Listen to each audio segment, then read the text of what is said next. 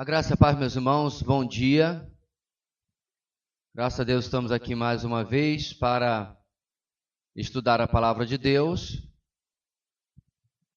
Nós encerramos no domingo passado a epístola de Tiago e vamos começar hoje uma nova matéria, um novo assunto. Não é muito costumeiro nós tratarmos de temas na nossa EBD, mas ainda assim, desde que fiquemos dentro do escopo do ensino bíblico sobre esse tema, nisso não há nenhum problema. E como foi anunciado, meus irmãos, hoje nós vamos falar sobre princípios bíblicos para as finanças. E o material principal que nós vamos utilizar é o material que vocês, sem saber, já conhecem, que é o material produzido pelo Ministério Ganância.com.br. Pastor, acho que você pegou da fonte errada. Não. O nome que deram a este ministério, mas é de propósito, é para chamar a atenção, das pessoas sobre o problema principal de lidar biblicamente com as nossas finanças, que é a ganância. Quando a gente pensa sobre ganância, a gente logo pensa em gente muito rica. Aqueles industriais, empresários, né? Na verdade, minha gente, ganância não está ligada a quanto você tem, mas a quanto você quer ter. É a forma de ver a questão que nós temos visto de maneira errada. Eu não vou dizer que os bilionários não sejam gananciosos. Não posso falar sobre todos, mas até acredito que a maioria seja. Porque senão se contentava, ia experimentar e gozar a vida, né? Parar de se arrebentar de trabalhar e tudo mais. Mas, sei lá, isso aí vai de cada um. E provavelmente nenhum de nós um dia experimentará isso daí. Se você experimentar, estou aqui para ser seu secretário, tá? Fica à vontade. Vamos orar então, irmãos, e dar abertura oficialmente ao nosso estudo. Deus querido, nós te agradecemos por mais a oportunidade de estudar princípios da tua palavra em uma área que está presente todo dia em nossa vida. A forma como lidamos com o nosso dinheiro, com os nossos bens, a forma como lidamos com o mundo material em geral. Pedimos, ó Deus, que durante estas semanas que virão, tu possas nos ajudar, nos abençoar e auxiliar-nos a poder compreender o teu propósito, a tua vontade para esta área também da nossa vida. Esta é a nossa oração, ó Deus, nesta manhã, em nome de Jesus. Amém. Muito bem. A nossa apostila, meus irmãos, vem exatamente deste ministério que eu mencionei e é de autoria do pastor Marcos Fink, com quem estive trocando uma ideia esta semana. 3 textos começam servindo de base para o nosso estudo. O primeiro está em Lucas capítulo 12, versículo 15. O texto diz para nós: cuidado, fiquem de sobreaviso contra todo tipo de ganância. A vida de um homem não consiste na quantidade dos seus bens. Cada versículo que nós vimos, irmãos, nesses dias, vão anunciar para nós coisas que não são em absoluto novidade. Nós sabemos isso de cor e salteado. Mas nós vivemos em um mundo que contradiz isso constantemente e muitas vezes nos leva para tanto. Eu já contei para vocês a história de quando, há muitos e muitos anos atrás, tínhamos chegado aqui há pouco tempo, não sei nem se há um ano, talvez tenha sido no primeiro inverno ou no segundo inverno, em que passou uma semana inteira chovendo. Eu já tinha ido ao Banco do Brasil e lá naquela época o ar-condicionado era topado, uma coisa assim, que até procurava saber se eu tinha entrado num frigorífico ou num banco, uma coisa exagerada. E tinha chovido já uma semana inteira, então você já sabe, quando chove, às vezes o ar-condicionado que é bom passa a ser estúpido, né? E aí eu tinha um blazerzinho preto e 15 quilos a menos, então ele ainda me servia. Eu botei um blazerzinho preto, nem sei se eu estava de social ou de jeans, e fui para o banco. Levando meu tradicional livrinho, que eu nunca deixo de lado, né? Que eu já sei como é que é fila de banco. Irmãos, apareceu cadeira para eu sentar, cafezinho, perguntando se eu estava no setor certo.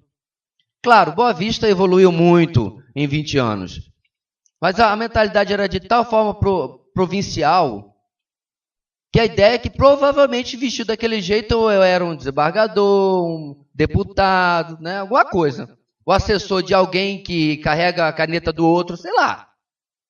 Por quê? Para eles é o contrário do que está aqui. A vida de um homem consiste na quantidade dos seus bens.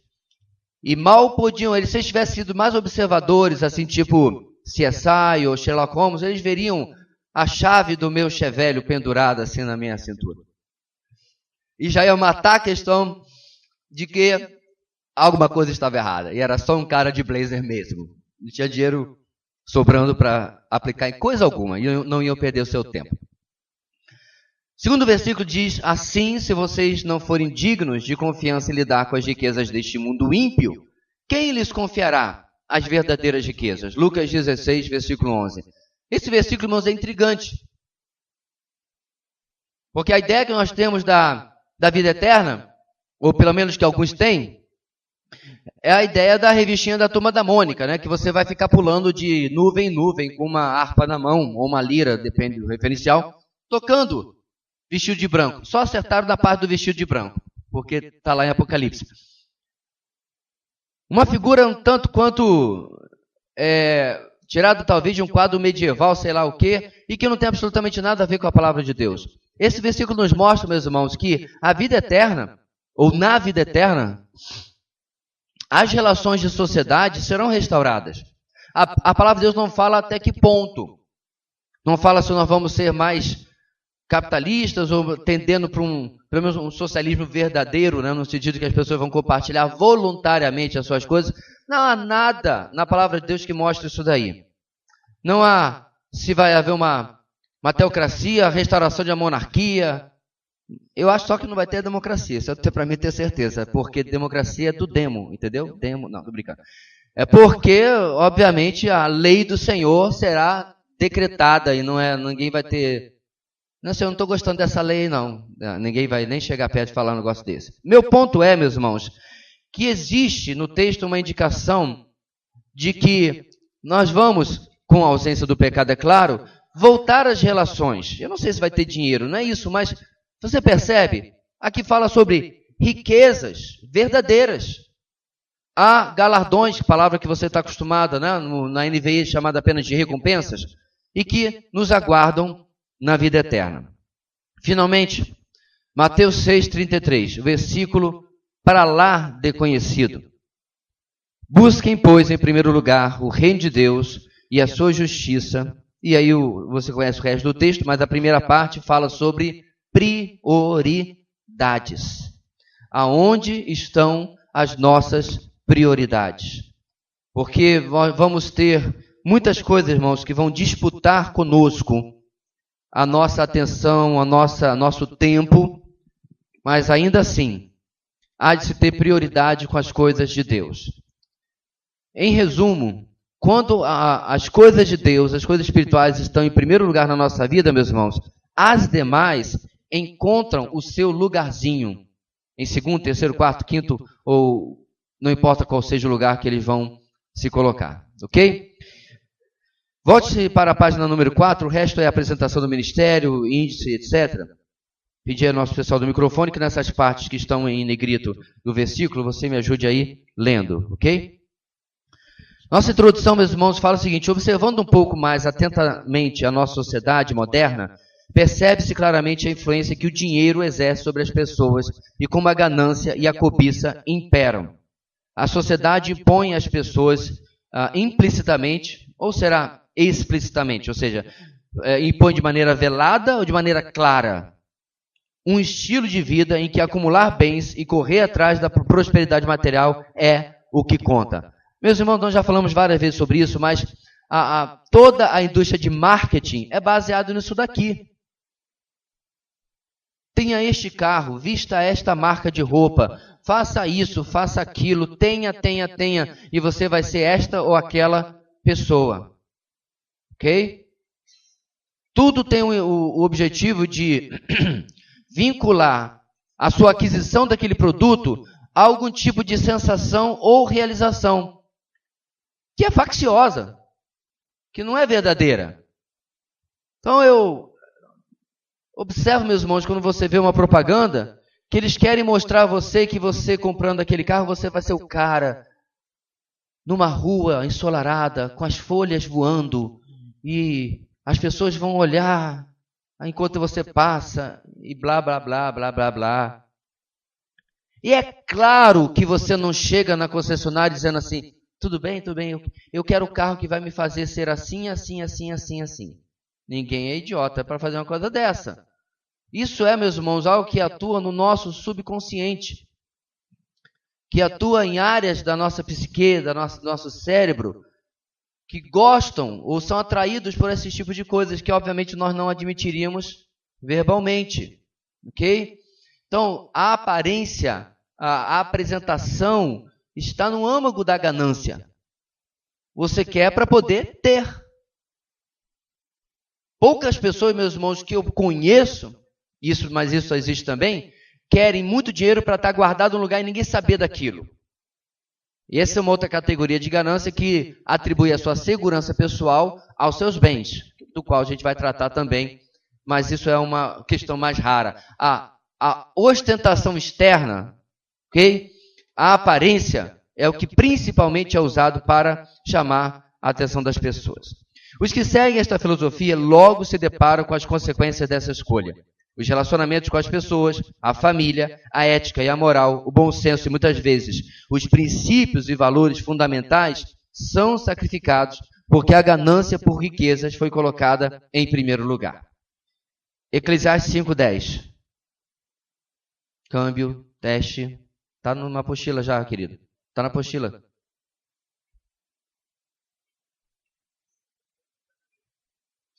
O microfone está desligado.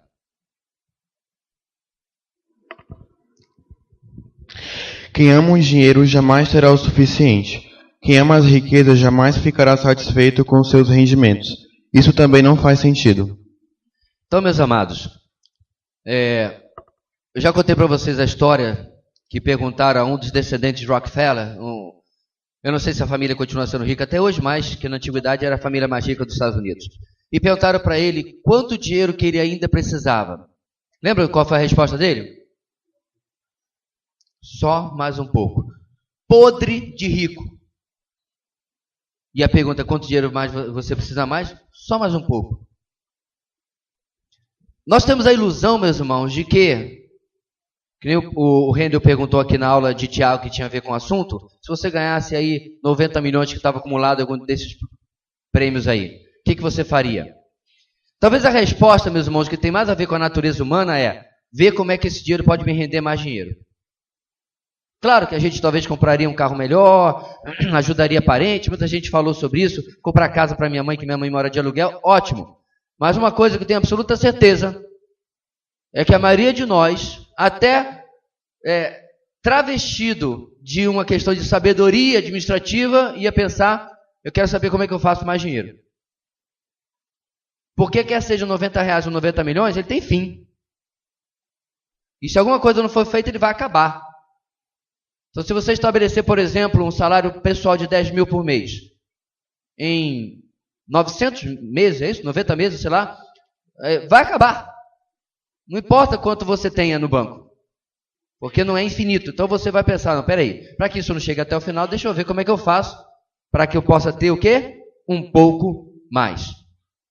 Mas cedo ou mais tarde, sendo ou não bem-sucedidos no propósito de acumular dinheiro e bens, percebem que estão correndo em vão, atrás de um objetivo vazio. Descobrem que o que realmente buscam é uma vida significativa, relevante, uma vida de contentamento, ou seja, algo que o dinheiro, mesmo com a falsa sensação de poder e segurança que ele proporciona, não pode oferecer. Lucas 12, versículo 15. Cuidado, fiquem de sobreaviso contra todo tipo de ganância. A vida de um homem não consiste na quantidade de seus bens. Texto que estava lá na nossa capa. Mas, se a vida não consiste na quantidade de bens acumulados, então, em que consiste a vida. Tem que ter uma alternativa. E o outro versículo que nós lemos é essa alternativa. Busquem, pois, em primeiro lugar o reino de Deus e a sua justiça. E eu dei uma paradinha para beber água, isso mesmo. Então veja bem, meus irmãos, a nossa apostila já começa a colocar um contraste. E eu quero reenfatizar esse contraste da seguinte maneira.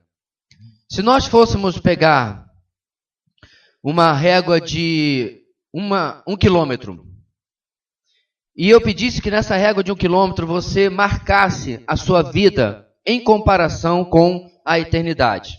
Você está compreendendo? Você tem uma régua de 1 quilômetro.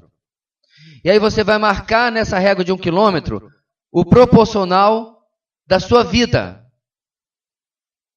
em comparação com a eternidade.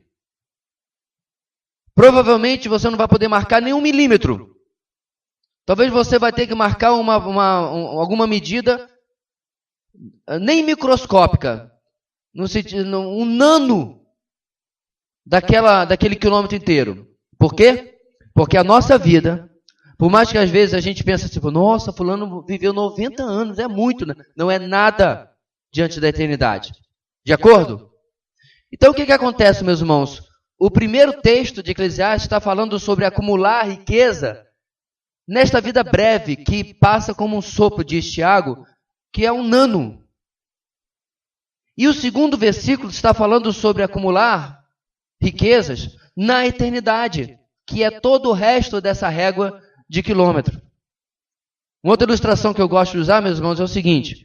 Vamos supor que alguém lhe avisa dizendo assim, olha, baixaram uma lei, e o seu nome saiu na lei, e você em 4 meses, vamos aumentar para dar tempo, 4 anos, 48 meses, você será realocado em outro país.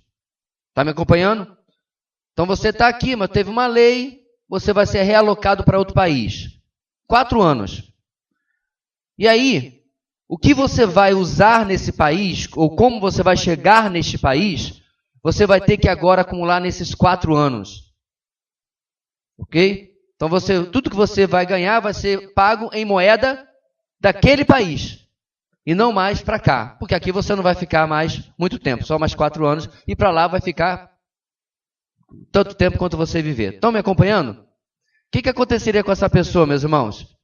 Ela pararia de acumular reais e passaria a fazer o possível para acumular o que quer que seja o dinheiro, a riqueza desse novo lugar que ele vai viver.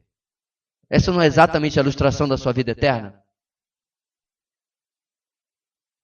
Cá estamos nós acumulando reais, bens. Cá estamos nós preocupados, mesmo que não estejamos acumulando, se temos ou não temos esse real e esses bens. Mas aí eu faço uma pergunta, meus irmãos, que você vai ter que ficar respondendo durante todo o nosso estudo. Durante o estudo, você vai se perguntar, eu tenho acumulado para o lugar onde eu vou passar, não mais alguns anos, mas toda a eternidade? Nós estamos falando aqui, meus irmãos, de uma boa ambição. Não é uma ambição ligada à ganância, mas é uma ambição ligada à eternidade e a como nós vamos viver esta eternidade. A grande questão, meus irmãos, é que uma vez eu contei eu falei esse mesmo raciocínio com alguém, e a pessoa diz assim, pastor, estou ligando muito não se eu vou ser bilionário ou mendigo, eu quero ir para o céu. Será que essa perspectiva, meus irmãos, tem respaldo bíblico? Porque 1 Coríntios capítulo 7 nos orienta que as nossas obras sejam suficientemente boas para passar pelo fogo. Ouro, pedra preciosa, lembra? Agora, se for madeira, feno, palha, vai ser queimado pelo fogo, você passa. Mas passa nu, liso. Ora, se tal coisa não fosse um problema, Paulo não advertiria os coríntios. Em outro texto, a palavra de Deus fala que nós devemos buscar as coisas do alto. Por quê, meus irmãos? Mesmo que você tenha o pensamento de quer seja mendigo ou bilionário, eu quero ir para o céu, se você está ou será um mendigo lá, significa que aqui você não está servindo a Deus. Você entendeu qual é o problema? Se você não está acumulando lá, meu irmão, significa que aqui você não está servindo a Deus. Não é uma questão, meus irmãos, meramente de ambição sobre a eternidade. É uma questão de se eu estou vivendo aqui, versículo de Mateus, buscando o reino de Deus em primeiro lugar. O galardão, a recompensa, é um bônus. Nós vivemos, nós servimos, nós trabalhamos por amor a Deus, para a glória de Deus. E ainda somos recompensados por isso. Ou seremos, pelo menos. Então é importante, meus irmãos, nós entendermos todo esse aspecto que vamos ser confrontados durante esse estudo. Então o estudo não é uma série de regrinhas. Então você pega agora, Paulo coloca no RDB, no CDB, no LDB, no MDB, sei lá quantos Bs tem no banco. Não é isso que esse estudo se atém. Não, você vai usar tantos por cento do seu orçamento para isso, tantos para lazer, tantos para não sei o quê. Não é isso que esse estudo tem o objetivo. Mas mudar, meus irmãos, a nossa visão, se precisa ser mudada, de como lidamos com o nosso dinheiro, com nossos bens, com o nosso tempo, com tudo que é deste mundo material. Muitos cristãos, mesmo cientes de que devem buscar em primeiro lugar o reino de Deus e viver uma vida cristã autêntica como verdadeiros discípulos de Jesus, facilmente esquecem isso e também colocam a busca por dinheiro e prosperidade material como prioridade das suas vidas, tornando-se irrelevante e infrutífero o seu testemunho cristão. Não tem tempo para nada. Às vezes comprometem, inclusive, o seu testemunho com um mau comportamento no ambiente de trabalho. Já contei para vocês que uma vez eu fui conversar com a supervisora de uma determinada secretaria aqui, melhor dizer, melhor não dizer qual seja, e essa irmã em Cristo viu que eu estava procurando saber se uma outra pessoa estava lá. Ela disse para mim: "Você conhece a fulana, pastor?" Eu falei: "Conheço." E aí veio a bomba. Se o senhor tem intimidade com ela, pastor, converse com ela. Ninguém aqui gosta dela. Ela tem um péssimo testemunho. Eu gostaria de ouvir, meus irmãos, da nossa irmã em Cristo, que aquela outra irmã era assim porque ela estava sendo perseguida. Porque é crente, mas não tinha nada a ver com isso. É porque ela era antipática, destratava as pessoas, puxava o tapete, se aproveitava dos que estavam abaixo dela. Tudo isso por quê? Porque de cima para baixo vinha pressão, e em lugar de ser graciosa com os que estavam ao seu redor e abaixo dela, ela pressionava os seus subalternos e seus colegas para garantir que ela não perdesse seu cargo. Você vê, meus irmãos, o fruto desse comportamento não é outro a não ser ganância. Deus é incompetente para me manter nesse emprego, então eu tenho que fazer o que precisa ser feito. Caso contrário, vem outro e pega meu carro comissionado aqui. Fatos que acontecem quando a nossa vida espiritual está fora de foco. Leia atentamente os textos bíblicos a seguir. Vamos ao primeiro, Mateus 22. Ame o Senhor, o seu Deus, de todo o seu coração, de toda a sua alma e de todo o seu entendimento. Este é o primeiro e maior mandamento, e o segundo é semelhante a ele. Ame o seu próximo como a si mesmo. Ok, agora vamos para Mateus 28. Então Jesus aproximou-se dos seus discípulos e disse: Foi-me dada toda a autoridade nos céus e na terra. Portanto, vão e façam discípulos de todas as nações, batizando-os em nome do Pai, e do Filho, e do Espírito Santo, ensinando-os a obedecer a tudo o que eu lhes ordenei, e eu estarei sempre com vocês até o fim dos tempos. Filipenses 2:4. Cada um cuide não somente dos seus interesses, mas também dos interesses dos outros. E finalmente Colossenses 3:2. Mantenham o pensamento nas coisas do alto, e não nas coisas terrenas. Esses versículos resumem qual deve ser o foco da vida de um cristão autêntico. Não viver para si mesmo, mas para servir aos outros, mostrando-lhes o caminho para a vida eterna. Não viver focado nas coisas deste mundo, mas na perspectiva da eternidade. Com isso em mente, é possível compreender de fato como ter uma vida de contentamento e lidar com o dinheiro e com as posses materiais conforme a vontade de Deus. Sabe, meus irmãos, Eu acredito que vai ser uma jornada bem difícil para alguns.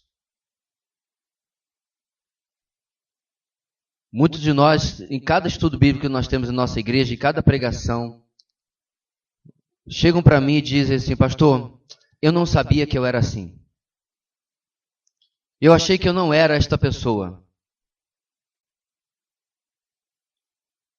E é possível, meu irmão, que você seja confrontado com o fato de que você repousa no seu dinheiro quanto ao seu futuro. De que você tem uma, entre aspas, porque não é verdadeira, necessidade de coisas que não são necessárias. E para completar, usando o termo que está aqui no nosso texto, você tem uma séria deficiência de contentamento.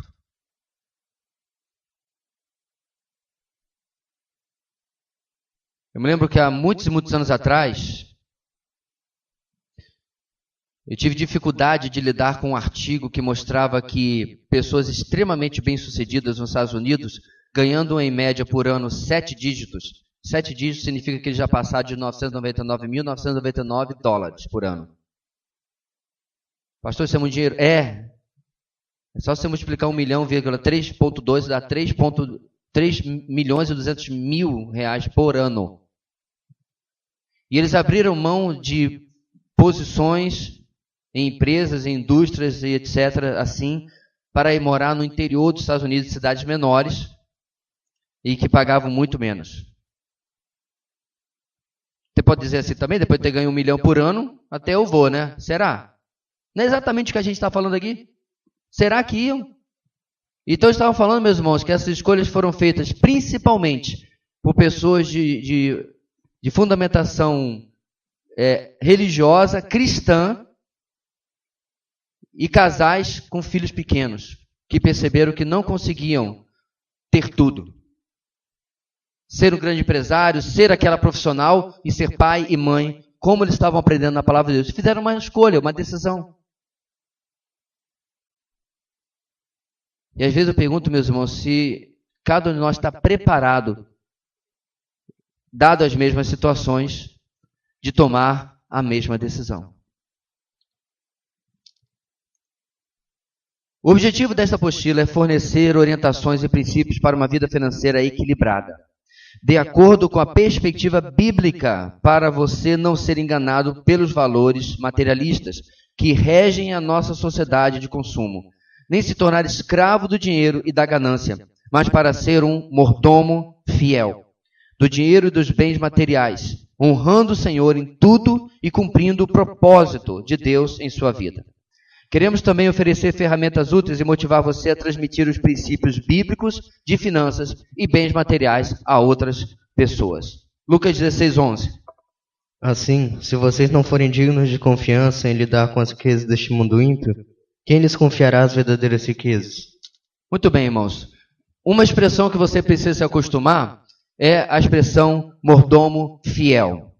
No seu boletim, domingo após domingo, nos últimos 3, 4 anos, eu não sei, nós temos usado, por isso que eu disse que você já conhecia este material, nós temos usado, lá no finalzinho, no último quadradinho do seu boletim, conselhos semanais sobre como ser um mordomo fiel. Eu sei que quando você ouve a palavra mordomo, você pensa logo em aquele que sempre é o assassino nos contos de suspense, né? Ou então, do Alfred, do Batman. A ideia de mordomia, meus irmãos, não é apenas a profissão, não é apenas aquele cara vestido de preto que cuida da casa dos ricos. O que é mordomo? É aquele que cuida de algo que não é seu. Então, se você vai viajar e diz, pastor, só pode ficar lá na minha casa, vou viajar esse mês, você pode tomar conta para cada um ficar sozinho, eu estou sendo seu mordomo, estou tomando conta de algo que não é meu. Não preciso vestir de preto e... né? Yes, sir. Não, nada disso. Anunciar às pessoas, fulano, beltrano, não. Isso é só nos filmes ingleses e alguns, tá? A ideia aqui, meus irmãos, é um princípio bíblico em que o que nós temos tem dono. Quantos por cento, aliás, irmãos, do que nós temos pertence a Deus? Quanto? 100%. A nossa geração está sendo ensinada, e com a pior das motivações possíveis, que 10% do que nós temos pertence a Deus. Não, é 100%.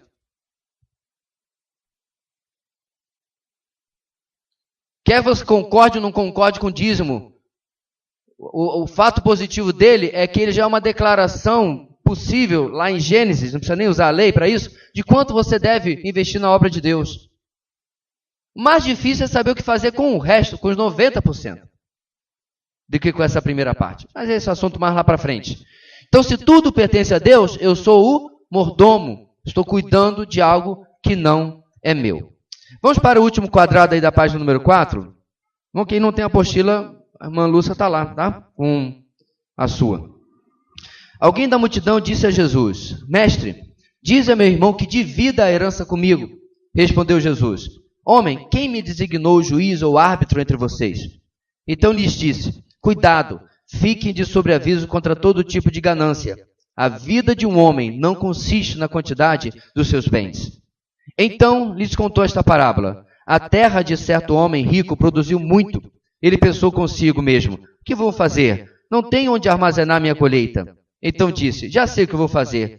Vou derrubar os meus celeiros e construir outros maiores, e ali guardarei toda a minha safra e todos os meus bens. E direi a mim mesmo: Você tem grande quantidade de bens, armazenados para muitos anos. Descanse, coma, beba e alegre-se. Contudo, Deus lhe disse: Insensato, esta mesma noite a sua vida lhe será exigida. Então, quem ficará com o que você preparou? Assim acontece com quem guarda para si riquezas, mas não é rico para com Deus. Eu não tenho tempo, meus irmãos, de fazer uma pregação expositiva, porque já está todo dia na minha cabeça aqui, só de ler esse texto, mas algumas coisas importantes. Primeiro, a disputa desses irmãos. Os dois estão errados. Não, pastor, é só o que não está dividindo a herança. É aí que está, meus irmãos, a nossa mentalidade vai lá porque ainda não estamos entendendo o que vamos estudar. O que não dividiu está errado por causa do seu egoísmo. E o que está pedindo que Jesus divida está errado porque ele não se conforma com aquilo que está acontecendo na sua vida. Ora, se ele não está dividindo, em última análise, quem errou? Deus, que não resolveu essa questão e foi injusto com aquilo que está acontecendo na minha vida. Então essa é a primeira questão, meus irmãos, que o texto já nos fala. Aí Jesus já adverte sobre a questão do versículo 15, né, que nós já lemos antes. Cuidado, fique de sobreaviso contra todo tipo de ganância. A vida de um homem não consiste na quantidade dos seus bens. Ele já está aí dando um alerta para aquele homem, de que ele está avaliando o valor, o preço da sua vida de maneira equivocada. E aí, ele vai contar essa parábola. Nessa parábola, irmãos, os problemas são muitos. Em primeiro lugar, o texto diz que esse homem já era rico. Ele já tinha bastante, porque, além de ser rico, ele produziu uma colheita maravilhosa. Então, qual é o princípio aqui, meus irmãos? Era de se esperar que esse homem fosse generoso com a bênção de Deus sobre a sua vida. Nós não estamos falando, irmãos, de uma conta que tem 5 mil e você coloca mais 5 mil ou 10 mil, quanto for. Ele vai ter o trabalho de construir outro galpão, outro armazém, para guardar algo que ele não precisa. Porque ele já é rico, já é abastado, já está suprido. E com absoluta certeza, por exemplo, ele não fez a colheita sozinho. Ele poderia ter distribuído ou dado participação naquela colheita para os seus trabalhadores. Ele poderia ter ajudado os pobres. Ele poderia ter feito mais. Em vez disso, ele apenas acumulou. E pior, olha o que produziu isso no coração dele. Você tem grande quantidade de bens, ele está dizendo a si mesmo, armazenados por muitos anos. Descanse, coma, beba, alegre-se. Irmãos, o lazer é algo extremamente importante na vida do ser humano. Mas não se reduz a isso. O trabalho é algo também parte da vida do ser humano. Que agora ele estava achando que ele não precisava mais ter. Por causa da quantidade de dinheiro que ele tinha acumulado.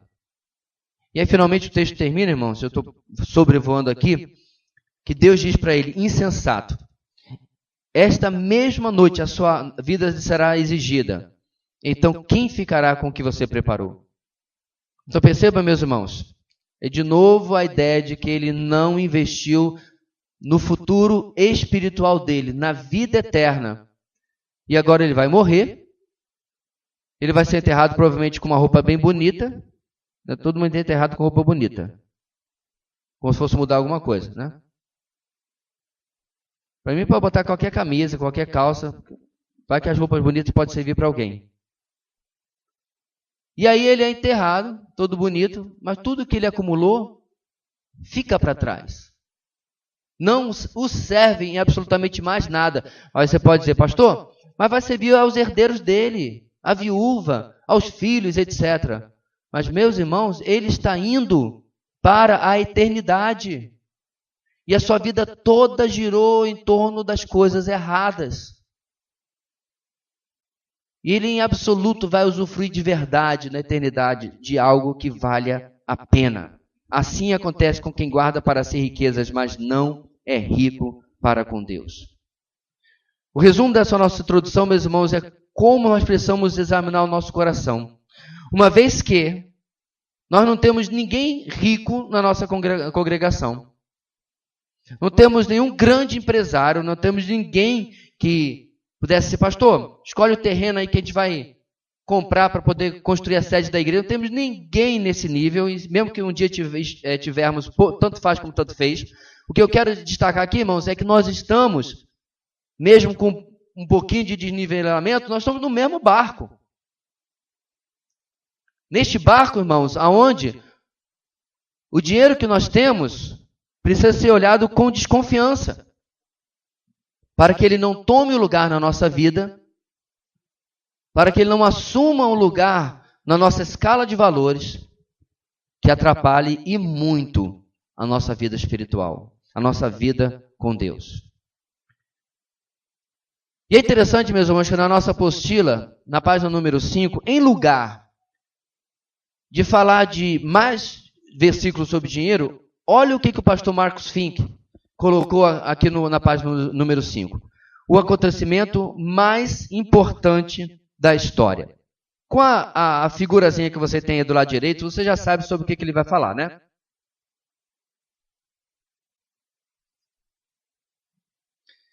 E ele diz: eventualmente, enquanto pessoas que estão em busca da verdade, elas creem que existe algo que é a verdade, pois até o raciocínio lógico indica que a verdade existe. Mas ainda não a encontraram. Procuram-na na filosofia e na religião. Algumas preferem confiar na sua própria razão. Outras agem como se o dinheiro estivesse acima de tudo. Mas, infelizmente, esquecem-se de investigar cuidadosamente aquele que reivindicou ser a verdade. Então veja bem, meus irmãos, você pode achar que isso aqui não tem nada a ver, né? Um grande empresário de Boa Vista procurou um pastor da nossa denominação, só uns 10 anos atrás eu soube dessa história. Um homem rico, um homem literalmente que pode passar 6 meses trabalhando, 6 meses viajando, que o dinheiro, usando direitinho, não acaba não. O casamento estava indo para o beleléu, depressivo, infeliz, insatisfeito com a vida. E aí, ele já tinha procurado um psicólogo, psiquiatra, terapeuta, sei lá mais quem. E alguém mencionou esse nosso colega. E ele foi lá. Eu tentei tanta coisa, né? Tinha ido com um padre também. Vou lá com o pastor. E aí ele ouviu, meus irmãos, algo completamente diferente de todos quem ele tinha ouvido. Depois de ter contado a sua história e tudo que estava acontecendo com ele, como ele estava à beira de uma ruína pessoal, apesar de estar longe de uma ruína financeira, o pastor, meu colega, apresentou a ele o Evangelho. Explicou para ele qual era a razão de tamanho buraco, vazio na sua vida, que é o que o autor está falando aqui na nossa apostila. Esse grande empresário, rico, bem-sucedido, ouviu atentamente e apenas respondeu: interessante, pastor, mas eu acho isso simplório demais. Mas ele ofereceu, mas você não quer voltar aqui para nós estudarmos a palavra de Deus juntos e aprendermos mais sobre isso? Vou pensar. Nunca mais voltou. Inclusive, ele chegou até esse pastor porque uma de suas principais funcionárias era da igreja desse colega. E o pastor, através dela, perguntou assim, seu chefe comentou mais alguma coisa? Eu falei, não, pastor, nadinha. E realmente, o casamento acabou. A vida degringolou de tal maneira que a única coisa que ele teve, ele acabou naquela frase. Tem gente que é tão pobre que a única coisa que tem é dinheiro. Por quê, meus irmãos? Jesus disse, eu sou o caminho, a verdade e a vida. 1 Coríntios 15, 3 em diante diz, Cristo morreu pelos nossos pecados, segundo as Escrituras. Foi sepultado e ressuscitou no terceiro dia, segundo as Escrituras. E apareceu a Pedro e aos 12. Depois apareceu a mais de 500 irmãos de uma só vez. As verdades da morte e ressurreição de Cristo precisam estar no centro da nossa vida material. Pastor, não, isso aí é da vida espiritual. Meu irmão, você não entendeu ainda? Tudo é espiritual na nossa vida. Não tem distinção, não tem separação. Não tem aquela parte espiritual e aquela parte não espiritual. Um dos maiores problemas, meus irmãos, dos cristãos de hoje é que Deus fica dentro do templo. Que eu sei que não é templo, mas a visão está tão religiosa que Deus é aquele parente que a gente visita no domingo. Aí durante a nossa semana,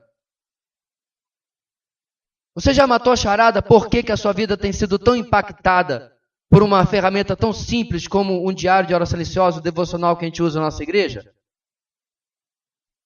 Porque o seu devocional é como se fosse a ligação diária, espera-se, que você está fazendo para aquele parente que você deixou preso lá na igreja no domingo. E que, meus irmãos, mais de 70% dos cristãos não têm 1 minuto durante a semana de comunhão com Deus. E a sua vida começa, com certeza, a atender aos princípios do mundo. A pessoa pode não estar, meus irmãos, na bagaceira, não pode estar lá no piseiro, não. Você pode estar todo bonitinho, trabalhando engravatado, cheirosinho, cabelo engomado, no ar-condicionado e está vivendo de forma carnal. Aliás, um dos homens, das pessoas mais vive de maneira mais carnal do mundo, estão bonitinho, engravatados, chamando o outro de Vossa Excelência. É ou não é? Porque, novamente, quando a gente pensa em ser mundano, a nossa mente vai lá no bar da sogra. Não tinha bar da sogra? Vem aqui eu passava para a igreja, estava indo lá. Bêbado que é uma desgraça, mal conseguia ficar em pé. Uma vez eu vi uma mulher dançando com cabo e vassoura. Bar da viúva, Coitada da sogra, né? A sogra é tão boa. Obrigado. Tá sabendo, né, irmã? Brincadeira. É isso mesmo, bar da viúva. Era perto da minha também, eu morava ali pertinho também. Perto ali do Norberto. E a gente passava ali, irmãos, para ir para no nosso ministério anterior. Gente, que tristeza de vida. Mas não é só isso que é carnalidade, não. Aquela ali, exteriormente, é fácil detectar. Difícil é quando está tudo bonitinho. Mas, sou cristão e estou vivendo segundo o princípio do mundo. Nós estamos apresentando, irmãos, aqui na segunda página, praticamente, da nossa lição, o Evangelho novamente, porque o Evangelho, deixa eu repetir, não é uma porta pela qual nós entramos, é um caminho pelo qual nós andamos. O Evangelho não é algo que você conheceu há 10 anos quando você se converteu, ou há 1, pouco importa, ou há 37. Ele continua sendo necessário e válido na nossa vida. Olha só, se a ressurreição de Jesus é uma farsa, realmente os cristãos são os mais dignos de compaixão. Como o próprio Paulo respondeu no mesmo capítulo, capítulo 15 de Coríntios, versículo 19. Se é somente para esta vida que temos esperança em Cristo, somos de todos os homens mais dignos de compaixão. Mas ele confirma no próximo versículo, mas de fato Cristo ressuscitou dentre os mortos. Ou seja, irmãos, se Cristo realmente ressuscitou, este é o acontecimento mais importante da história, pois se ele ressuscitou, tudo que ensinou, pregou e disse acontecerá no futuro e é verdadeiro. Isso tem implicações sérias para mim e para você, eu vou completar aqui. Hoje, A eternidade, meus irmãos, a realidade da eternidade da nossa vida precisa influenciar a nossa vida hoje. É por isso que Jonathan Edwards pronunciou aquela famosa citação: Senhor, grava a eternidade nos meus olhos. Por que, meus irmãos, que nós compramos o que não podemos pagar, ambicionamos o que não precisamos, gastamos com o que não é necessário? Porque nós estamos presos aos valores aqui desta terra. E naquele momento os valores da eternidade significaram nada para mim e para você. Eu preciso ter isso aqui. Caso contrário,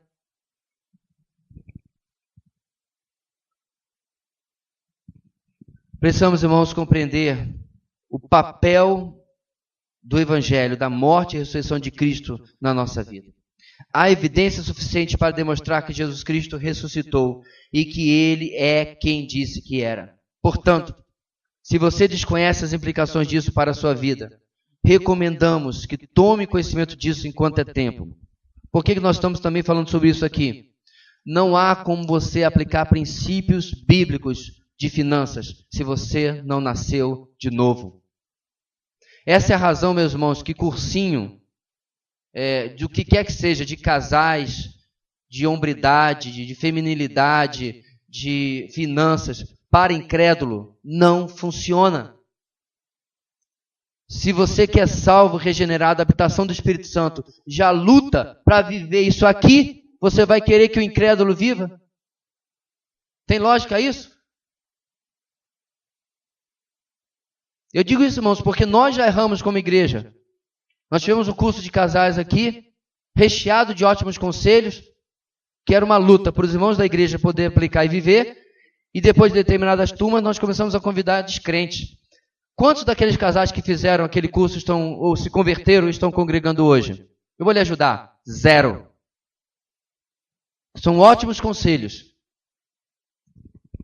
Mas falhamos no início dizer: nada disso vale se você não tem a Cristo. Você pode ter a vida financeira mais equilibrada do mundo. E eu conheço muito incrédulo que é extremamente equilibrado financeiramente. Ajuda os outros. É generoso. Não vive com ostentação. Mas absolutamente nada adianta porque não nasceu de novo.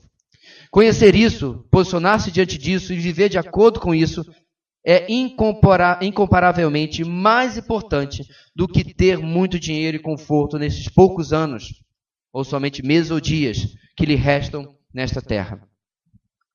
E aí, meus irmãos, o texto vai terminar recomendando alguns itens aí, e um deles é um livro que nós já lemos, Mais que um Carpinteiro.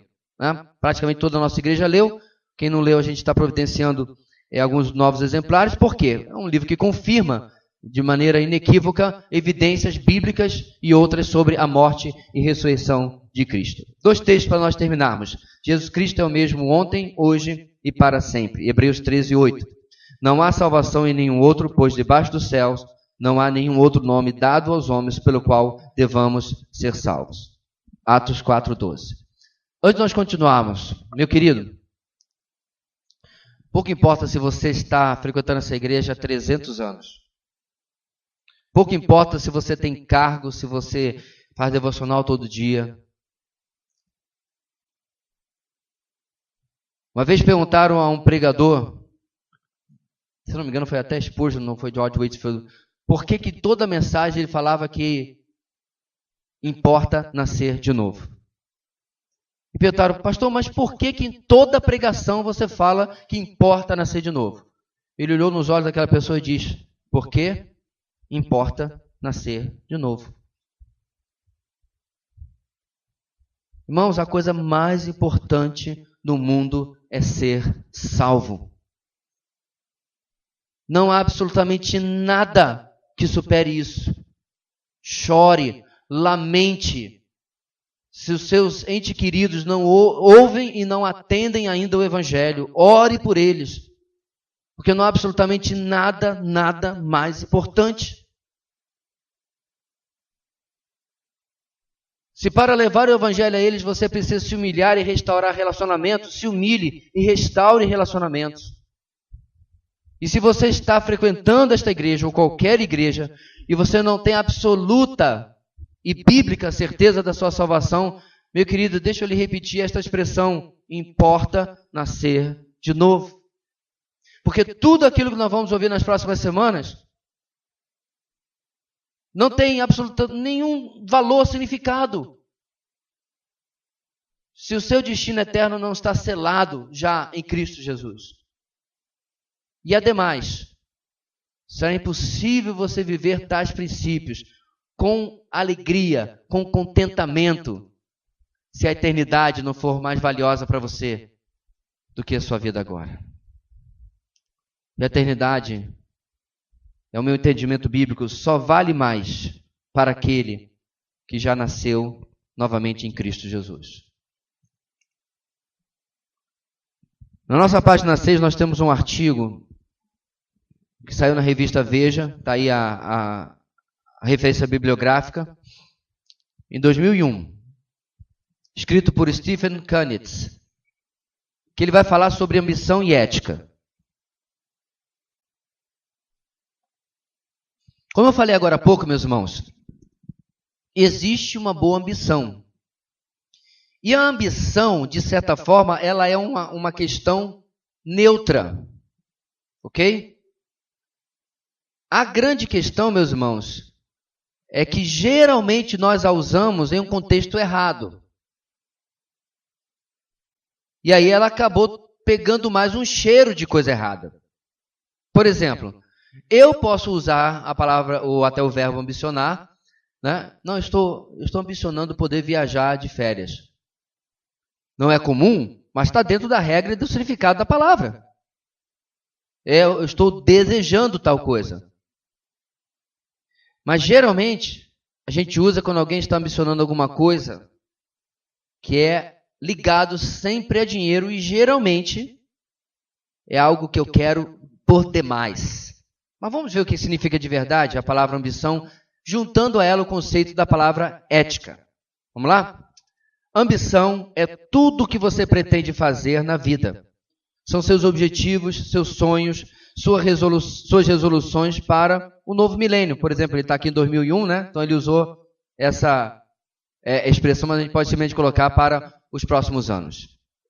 O que isso quer dizer, meus irmãos? Você está estudando para um concurso, porque você ambiciona passar. Está estudando para o vestibular, porque você ambiciona passar. Você está planejando. Você está desejando, você está sonhando alcançar aquilo na sua vida. As pessoas costumam ter como ambição ganhar muito dinheiro, casar com uma moça ou um moço bonito, ou pelo menos que o considere bonito ou bonita, ou viajar pelo mundo afora. A mais pobre das ambições é querer ganhar muito dinheiro, porque dinheiro por si só não é objetivo, é um meio para alcançar sua verdadeira ambição, como viajar pelo mundo inteiro, por exemplo. No fim da viagem, você estará de volta a estaca zero quanto ao dinheiro, mas terá cumprido a sua ambição. O primeiro parágrafo está nos mostrando, meus irmãos, como que a gente já começa a fazer uma distorção em que, em lugar do sonho que nós tínhamos, o meio se torna o nosso grande desejo.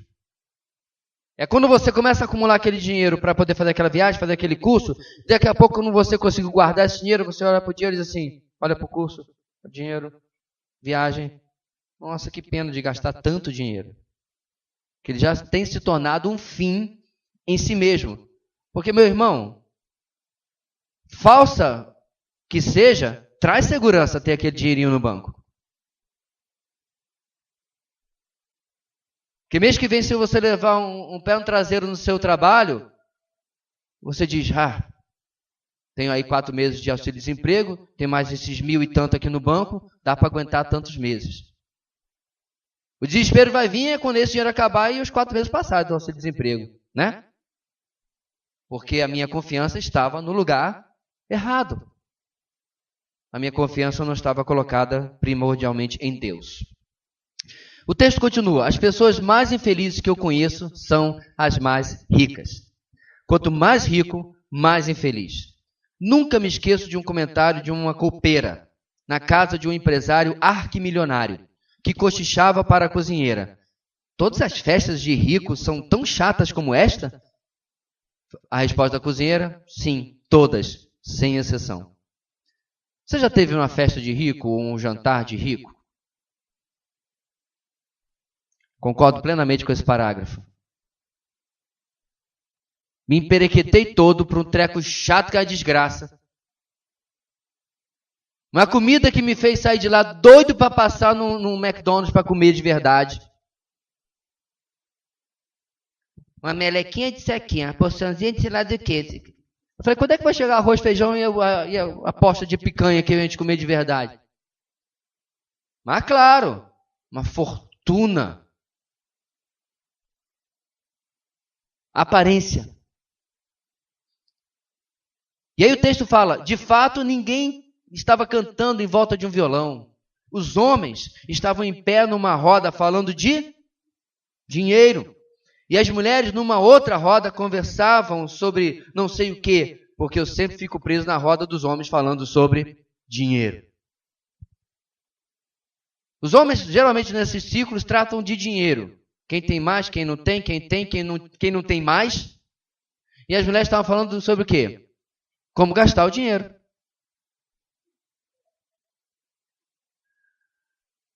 Eu sei que os tempos são outros, irmãos, mas em tempos idos, onde geralmente só os homens trabalhavam e as mulheres gastavam, elas falavam nas rodas sobre aonde pode gastar mais daquele dinheiro. Vida de rico. A gente não sabe nada disso aqui, não. Não há nada de errado em ser ambicioso na vida. Muito menos em ter grandes ambições. As pessoas mais ambiciosas que conheço não são as .com, que querem fazer um IPO. Isso aí significa a sigla de quando você coloca suas ações na Bolsa de Valores. Tá? As mais ambiciosas são os líderes de entidades beneficentes do Brasil, que querem acabar com a pobreza do mundo ou eliminar a corrupção do Brasil. Esses sim são projetos ambiciosos. Você percebeu como o artigo fez uma mudançazinha? Pegou a ambição materialista e transformou numa ambição boa. Para mostrar novamente, meus irmãos, que o problema não é a ambição. Se você fala assim, pastor, eu tenho uma ambição de começar uma agência missionária para trabalhar com refugiados e evangelizá-los. Ótima ambição. Então o problema não é a palavra. Se o problema não é a palavra, vamos mais adiante entender qual é o problema? Olha no final da primeira coluna a parte sublinhada. Já ética são os limites que você se impõe na busca da sua ambição. É tudo que você não quer fazer na luta para conseguir realizar seus objetivos. Como não roubar, mentir ou pisar nos outros para atingir a sua ambição. Então qual é o problema, meus irmãos, que nós temos tamanha má fama da palavra ambição? Porque geralmente ela está destituída de ética. Você colocaria dinheiro na cueca para alcançar a sua ambição? Tem gente que coloca. Fato documentado. Você aceitaria 10% com a desculpa de que você está levando dinheiro para o seu estado para fazer ciclovia? Fato consumado. Ninguém preso, mas tudo bem. Tem gente que faz. Você já parou para pensar que as pessoas que eu estou citando um dia estavam sentadas, como eu e você, e balançando a cabeça contra a corrupção, dizendo que coisa absurda, quando é que o país vai mudar? Deixa eu ser mais claro. Nesse auditório, nós temos os próximos políticos corruptos em potencial do Brasil. Inclusive eu. Eles não vieram de outro planeta. Eles eram seus vizinhos. Alguns deles, inclusive, talvez continuem sendo. Alguns dias atrás, um deles me atendeu. Que vontade que deu de perguntar a ele, por que o senhor concordou com o aumento que deram lá na Câmara dos Vereadores? O senhor não é cristão? Eu fiquei com medo dele dar minha receita errada e eu fiquei calado. Não era o momento, não achei que seria adequado me comportar dessa maneira, mas que dá vontade de perguntar, dá. Não precisa do dinheiro, mas o que ele precisa? só de um pouquinho mais. São as pessoas, meus irmãos, cuja ética já disse para eles, estica mais um pouco. Corrompe isso aqui, muda aquilo lá. A crise que nós temos, irmãos, o pessoal está falando que tem uma crise de corrupção no Brasil. Quase acertou. A crise é de ética. Não é de outra coisa. Não existe corrupto se não houver corruptor. Quando não há ética de um lado, não vai haver ética do outro. E aí, meus irmãos, nós temos que começar a questionar os nossos valores, mesmo que a gente não seja político, que não seja envolvido em nada disso. Se nós temos ou não temos, no nosso dia a dia, faltado com a nossa ética, cristã, para alcançar os nossos objetivos. E a ética cristã vai ser avaliada bastante no nosso estudo. São quais princípios bíblicos Deus tem dado para a minha vida espiritual, para a minha vida como cristão, como membro de uma igreja, como marido, como pai, como esposa, como mãe, como filho, como irmão. Porque à medida que eu vou, meus irmãos, empurrando a minha cerca de limite, de ética, se eu empurrei 1 metro, mais 1 metro, e mais um, e mais outro. Entendeu? A questão aqui que eu quero destacar, meus queridos, é que ninguém começa de um dia para o outro a cometer grandes saltos éticos. Nós damos um pequeno pulinho. Quando a gente dá aquele pulinho e nenhum raio caiu na nossa cabeça, o mundo não caiu na nossa cabeça, o que eu faço? Espera aí. Oi? Continua aqui. E a gente vai mais um, mais um, mais um. E aí, que de repente não há mais ética nenhuma. A maioria dos pais se preocupa bastante quando os filhos não mostram ambição. Mas nem todos se preocupam quando os filhos quebram a ética. Se o filho colou na prova, não importa, desde que tenha passado de ano, que é o objetivo maior. Algumas escolas estão ensinando a nossos filhos que ética é ajudar os outros. Isso, porém, não é ética. Isso, de novo, é ambição. Ajudar os outros deveria ser um objetivo de vida. A ambição de todos, ou pelo menos da maioria. Aprendemos a não falar em sala de aula, a não perturbar a classe, mas pouco aprendemos sobre ética. Não conheço ninguém que tenha sido expulso da faculdade por ter colado do colega.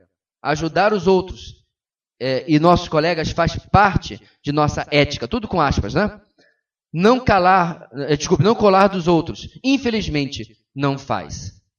É interessante, meus irmãos, que muitos anos atrás, um aluno no nosso seminário confidenciou que havia colado na sua prova, porque lá algumas das provas nós fazemos no quarto. É uma questão de ética. Pegamos a prova, depois da aula, faz o nosso horário. Não tem nem tempo determinado, pode levar 1, 4, 6 horas, se tiver tempo livre. E aí, muitos anos atrás, eu estudei na década de 90, isso foi na década de 80, um aluno chegou no final do semestre e depois de uma pregação na capela, procurou o professor e disse, olha, a prova do primeiro bimestre eu usei consulta. Colei. E era a matéria, meus irmãos, que dependia dela a matéria do próximo semestre. Como algo como grego 1 depende para fazer grego 2. O professor conversou com ele, oraram juntos e disse, depois eu vou lhe procurar. Levou ao departamento de vida, lá no nosso seminário nós temos estudo, vida e ministério. Vida, obviamente, acompanha a vida espiritual dos alunos. Ele foi reprovado na matéria e, obviamente, ele não pôde se formar com a sua turma porque só ia fazer aquela matéria no outro ano. Não tem, nosso seminário não é tão grande assim de todo semestre oferecer todas as matérias. É um currículo seguido. Então ele teria que fazer aquela matéria no próximo ano com a turma que chegasse. E não se formaria com a sua turma, com certeza. Quando eu vi aquela história, meus irmãos, a primeira reação que eu tive foi, ai, que coisa rígida. Por quê? Porque nós somos acostumados com uma sociedade que passa a mão na cabeça. Que diz, não, tudo bem. Todo mundo faz isso. Ah, não acabou não. Esqueci de mencionar que ele foi na capela. Nós temos capela de terça a sexta, para contar a todos, diante da sua congregação, não deixa de ser aquilo que havia feito. Admitir publicamente o seu erro, porque não havia como tratar de maneira privada uma coisa que obviamente todo mundo ia perguntar, por que ele não vai se formar? Então ele teve que tratar publicamente algo que com certeza estaria sendo público. Você vê, meus irmãos? Quando alguém age com ética do seu lado, e você sente aquela... Peraí, como é que é? Já é uma prova de que você precisa rever os conceitos que você tem aprendido. E o que eu acho mais interessante, meus irmãos, é que eu sempre fui um aluno chato com cola. Obviamente, na prova de inglês, eu deixava todo mundo sentar e ficava com a prova meio que enrolando para fugir dos colões. Porque eu estudava inglês desde os 8 anos de idade, eu fazia a prova em 4 minutos. Então, era sempre tentando sentar do lado para perguntar de novo sobre o verbo to be. Conhece o verbo to be? Seu filho passa a vida inteira na escola aprendendo. Fato real, é como um amigo meu chamava. Qual é o verbo to be? Aí eu, é to be, e eu não sei. Então, eu era extremamente chato com isso, mas quando eu vi aquela história do seminário, eu senti aquela estranheza. Porque nós temos, irmãos, ou recebemos pelo menos, conceitos torcidos de ética. No ambiente de trabalho. Ei, vou chegar meia hora atrasado, bate o ponto por mim. Alguém já lhe pediu isso? Isso é crime, inclusive, viu? Fraude. Graças a Deus que quando eu trabalhava com ponto batido, não tinha nem celular, nem nada para alguém avisar coisa alguma. Então, mas hoje tem. Aí você recebe aquele WhatsApp, né? Assim, ei, amiga. Ei, parça. Nessa hora todo mundo é amigo, é parça, brother, né? Rapaz, tem um probleminha aqui, vou chegar atrasado. Bate aí o ponto para mim. Agora, né? Mas eu ainda sou da época, minha querida, que botava cartão e... Agora é o digital, verdade, né? Se bobear, a pessoa ainda vai fazer um polegar de silicone para poder fraudar. Não duvide, não. Mas o negócio da digital é agora. Também não é tão longe assim, né? Antigamente era, você tinha que marcar lá, você dá o ponto ou qualquer coisa. Enfim. E lá quem vai... E a pessoa que assina pelo outro? Ou assinava, pelo menos, quando era antigamente, né? O meu ponto aqui, meus irmãos, que independente do método, alguém vai sempre criar um meio de burlar. E sempre com a melhor das intenções. Ele é gente boa, ele deve ter tido um problema. Pois é, procure o supervisor e vai explicar seu problema. Em lugar de faltar com a ética. O problema do mundo é que normalmente decidimos nossa ambição antes da nossa ética. Meu irmão, preste atenção nessa frase. Nós decidimos nossa ambição antes da nossa ética. O que ele quer dizer? Eu coloco o meu alvo é chegar naquela parede. Não, a parede está muito fácil porque não tem aqui. Meu alvo é chegar lá na porta, ok? Só que eu não decidi a minha ética. Eu não tenho nada afirmado ainda. O que eu faço? Qual é o caminho mais rápido para chegar lá? Sair pisando por cima de todo mundo aqui. Piso no meu filho, dou uma joelhada na Luma, apoio na cabeça desses dois, dou uma cambalhota, já estou lá na Sara. Enquanto que a pessoa ética... Dá licença, por favor. Dá licença, por favor. Ele não vai, não está dando licença. Não deu licença, então eu vou ter que já sair, porque eu sou ético. Nem soube e ajudou na minha ilustração. Né? Estou fazendo tudo direitinho. O meu objetivo está lá, mas a minha ética que eu estabeleci antes está determinando como eu vou chegar, em lugar de sair dando pirueta, pisando nas pessoas e etc. Tá? Meu ponto aqui, meus irmãos, é que essa frase Grifa. Porque é isso que vai determinar como nós estamos agindo na nossa vida. Os princípios éticos, bíblicos, que estão coordenando tudo. E aí o texto diz, quando o certo seria o contrário. Por quê? Dependendo da ambição, torna-se difícil impor uma ética que frustrará nossos objetivos. Quando percebemos que não conseguiremos alcançar nossos objetivos, a tendência é reduzir o rigor ético e não reduzir a ambição. Vocês entenderam o que está escrito aqui? Então, o meu objetivo é chegar lá na porta. Minha ambição, certo? Quando eu percebo que não há esse caminho livre aqui, né? Está cheio de obstáculos e tal, e eu vejo assim, ó, eu não vou conseguir, a não ser que eu pise nas pessoas. Para chegar naquele objetivo, o único jeito é pisando nos outros. Se eu sei e a minha ética está firmada, o que eu vou dizer? Chegar na porta não é para mim. Não serve para mim.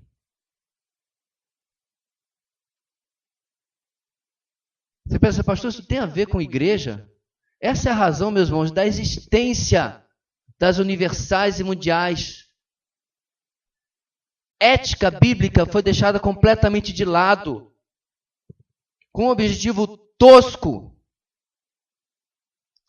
Eu não estou falando dos dois líderes lá, porque nem acho que eles têm sequer qualquer ética. Mas você já conversou com um obreiro de um lugar desse? Tem gente sincera. Tem gente que acha que de verdade está trabalhando para Deus. Eu dei carona peguei lá no posto pedindo informação, novo na cidade, para onde você vai? Não, eu queria ir no centro, qual que eu pego o ônibus e tal? Eu falei, não, mas eu estou indo para lá, eu te levo. E rapidamente eu já soube que ele era de outro estado e veio trabalhar aqui na Universal. E eu com jeitinho, né? Fui a 40 por hora, 50 por hora, bem no meu estilo. Aí, bem devagar e tal, para ganhar tempo. Fazer aqueles taxistas, né, que param em tudo quanto é lugar. E eu fui conversando com ele devagar e fui mostrando algumas incongruências, como, por exemplo, o líder dele defender o aborto e ser contra o casamento interracial. Em todo o tempo ele dizia, quem não tem erros, o importante é o bem que está sendo feito. É uma postura pragmatista, irmãos, mas de onde vem esse pragmatismo? De uma ética questionável. Que os fins justificam os meios. Então você vê, meus irmãos, como tem muito a ver. Eu sei que eu dei um exemplo extremo, mas muita igreja batista tem saído da pregação pura do evangelho, porque a sua ética tem lhe dito que, não, pouco importa se a gente vai atrair as pessoas pelo entretenimento, o objetivo é alcançar vidas. Eu nunca vou dizer, meu irmão, que uma igreja cheia da parafernália, do malabarismo, do sei lá o quê, sempre tem um mau objetivo. O objetivo é bom. É ganhar gente.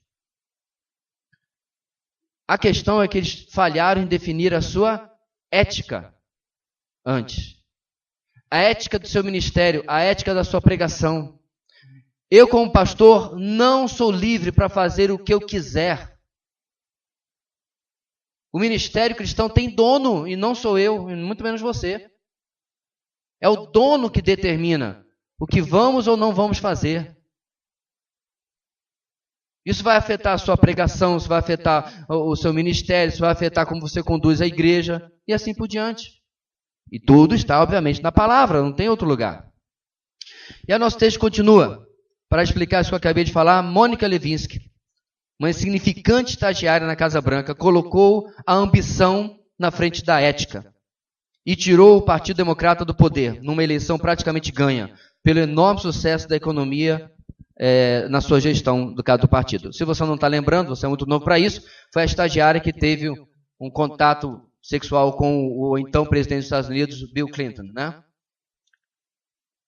Que foi inclusive acobertado pela mulher dele, uma das razões, porque graças a Deus que ela não ganhou. Né? Isso não é o tipo de ética que se quer na presidência do país mais poderoso do mundo. Definir cedo o comportamento ético pode ser a tarefa mais importante da vida. especialmente se você pretende ser um estagiário. Nunca me esqueço de um almoço há 25 anos com um importante empresário do setor eletrônico. Ele começou a chorar no meio do almoço. Algo incomum entre empresários, e eu não conseguia imaginar o que eu havia dito de errado. O caso, na realidade, era pessoal. Sua filha se casaria no dia seguinte e ele se dera conta de que não a conhecia praticamente. Aquele choro me marcou profundamente e se tornou logo cedo parte da ética na minha vida. Nunca colocar minha ambição na frente da minha família. Você está vendo, meus irmãos, como tem aplicações? Ninguém falou em dinheiro até agora. Mas um dia você vai trabalhar, se já não trabalha. Deu para você entender por que daquele artigo que eu li há tanto tempo atrás, de gente que ganhava 7 dígitos por ano, abrir mão desse pagamento todo, milhões e milhões, para ir morar no interior dos Estados Unidos, uma cidade pacata, atrasada, os padrões deles, é claro, né? Sair de uma Nova York, de uma Los Angeles, de uma Detroit, de uma Miami, etc., para viver numa cidade do interior, ganhando muito menos, mas porque ele entendeu pela sua ética que a sua ambição estava lhe custando, no caso, seu casamento, sua família, às vezes sua saúde.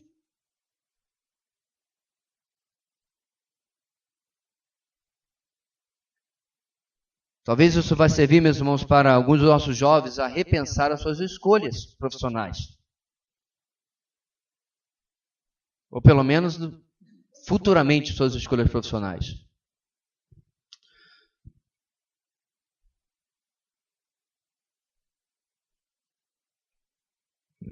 Onde nós paramos aqui? Assim, nunca colocar minha ambição na frente da minha família. Última frase. Defina sua ética quanto antes possível. A ambição não pode antecedê-la. É ela que tem que preceder a sua ambição. Eu não sei, meus irmãos, se esse camarada aqui é cristão. Como vocês podem ver, o texto não tem nada a ver com Bíblia, Cristo. É um artigo da revista Veja, escrito por esse homem, Stephen Kennett.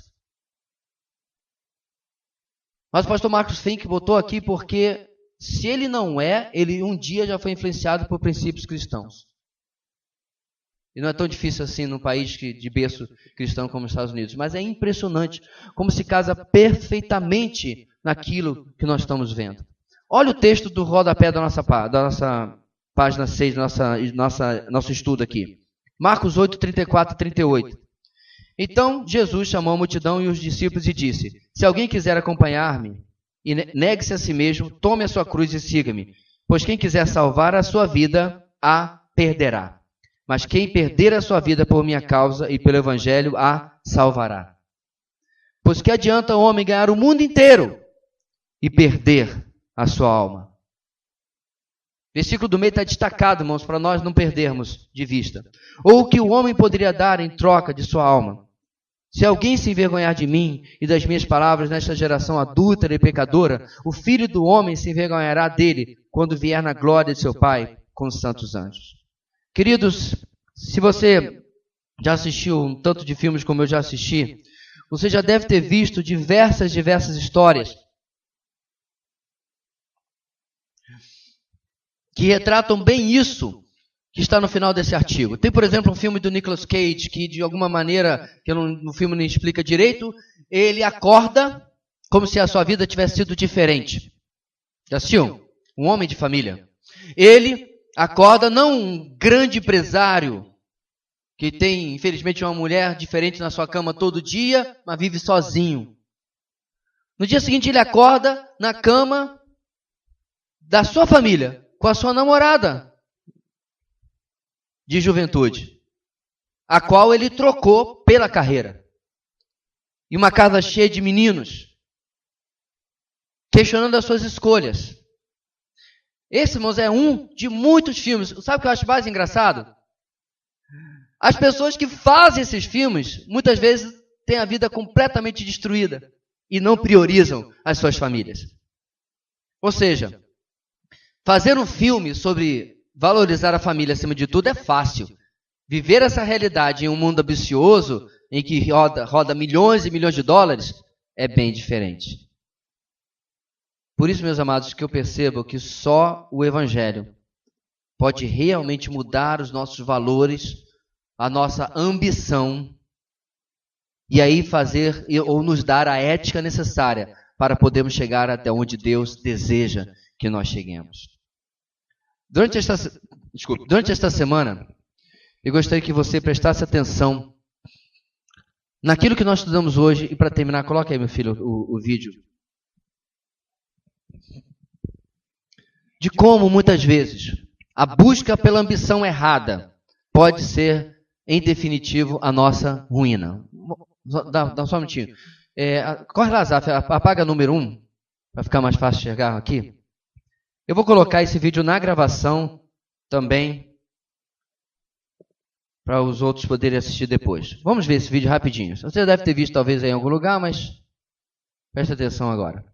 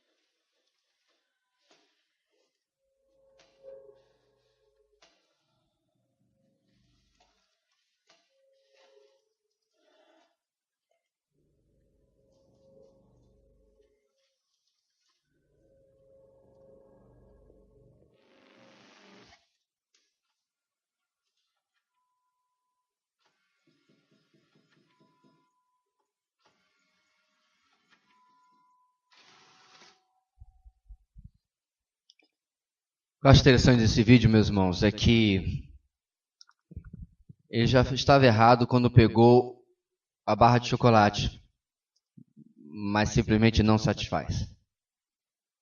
Quando a ética não está no lugar correto e os meios se apresentam, você cai naquela velha frase que diz que caráter é aquilo que você é e faz quando ninguém está vendo. O mais interessante é que para nós, como filhos de Deus, nós sabemos que sempre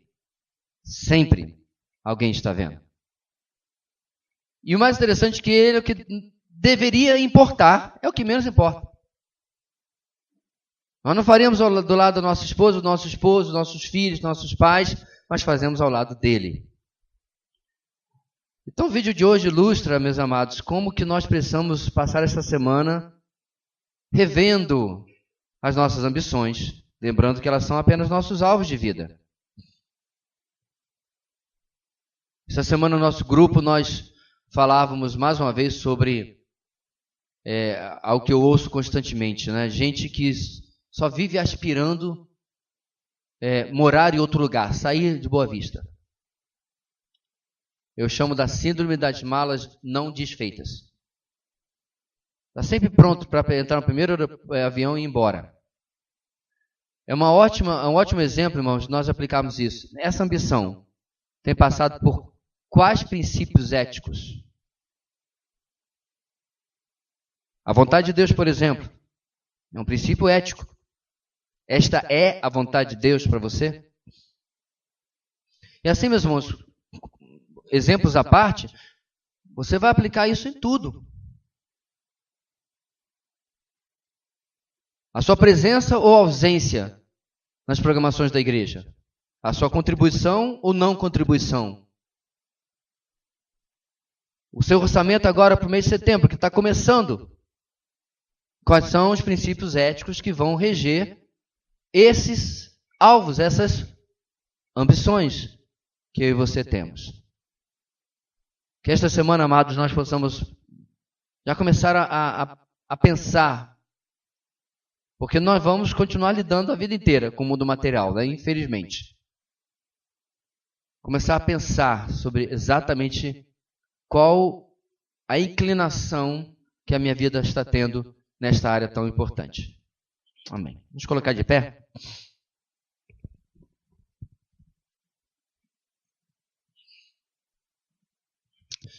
Antes que eu esqueça, eu quero pedir que você não deixe de colocar o seu nome na sua apostila. Eu pedi que fossem feitas em cores diferentes, mas não tem 50 cores diferentes, né?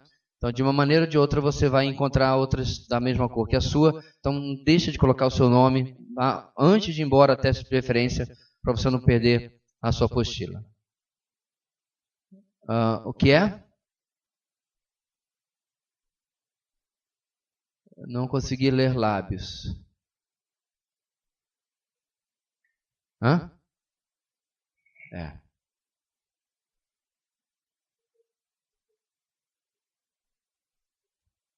Ok. Vamos sentar um minutinho, meus irmãos? Desculpe.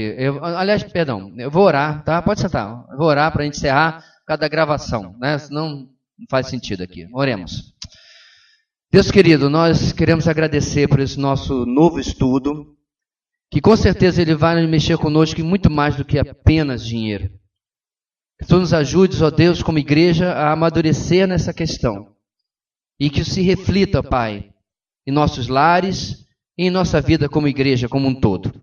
Muito obrigado pelo nosso tempo nesta manhã. Nós oramos em nome de Jesus. Amém.